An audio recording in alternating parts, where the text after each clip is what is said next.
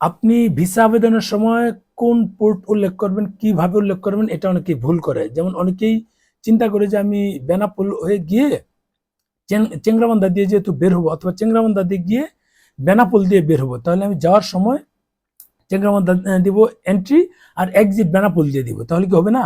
এইগুলো নিয়ে কথা বলবো। অনেকে চিন্তা করে বিমানে যাব, বাই রোডে ফেরত আসবো, তাহলে কি আমি বিমানে যাওয়ার সময় বাই এয়ার দিলাম, ফেরত আসার সময় বেনাপোল দিলাম, এটা কি হবে?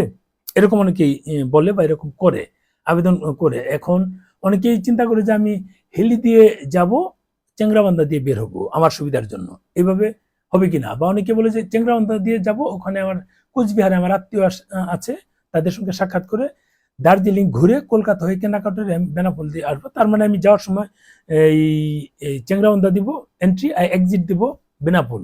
এটা হবে কিনা, এরকম প্রশ্ন কিন্তু বারবার হয়।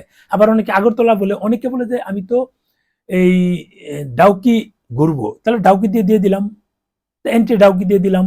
আমি এই কাশ্মীর থেকে ফেরত আসবো, তাহলে আমি গেদে দিয়ে দিলাম বা গুজারাঙ্গা দিয়ে দিলাম, বা যেটা হোক, এক একটা মানুষ দিয়ে দেয় আমি অন্য সাইড দিয়ে, তাহলে এন্ট্রি একদিক দিয়ে এক্সিট আরেক দিক দিয়ে। এটা হবে কিনা, এটা 100 ভাগ আপনার এটা ভুল।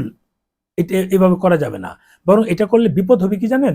আপনি এন্ট্রি দিয়ে আবেদন করলেন এই চেংরাবান্ধা দিয়ে, এক্সিট দিলেন এই গুজাডাঙ্গা দিয়ে সাপোজ, বা এই হিলি দিয়ে যাই দিলেন, আপনার আবেদন হয়তোবা তারা বাতিল করবে না, কিন্তু যখন ভিসা দিবে আপনার চেংরাবান্ধা পোর্টটাই অফ করে দিবে। তারা জেনারেল যেটা পোর্ট থাকে, যেমন আপনি আবেদনে যেটাই চান না কেন, বেনাপুল, গেদে এবং 3টা ট্রেন, বিমান, আগরতলা, এই কয়েকটা সাইট কিন্তু একেবারেই ওপেন থাকে, অর্থাৎ সবাইকে ভিসা উল্লেখ করা হয়। আপনি ভিডিওতে অনেকেই আছে, সেটা কিন্তু দেখতে পারেন।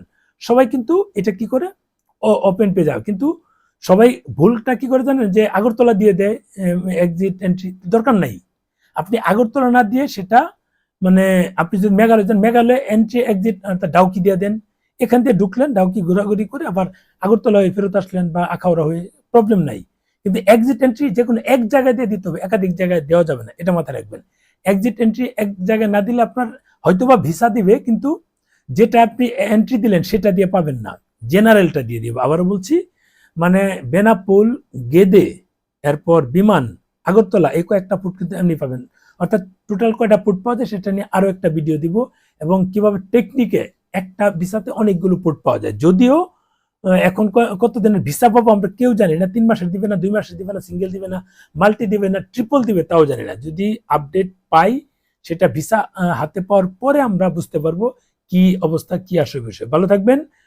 এই তথ্যগুলো কন্টিনিউ আপনাদের জন্য আগেও দিয়ে এসেছিলাম, নতুন আবার শুরু হয়েছে, নতুন আবার দিচ্ছি, কারণ নতুন আমার অনেকেই অনেক ফলোয়ার যুক্ত হয়েছে, তাদের জন্যই এই ভিডিওগুলো দেওয়া। কষ্ট করে একটা করে শেয়ার দিয়ে রাখবেন।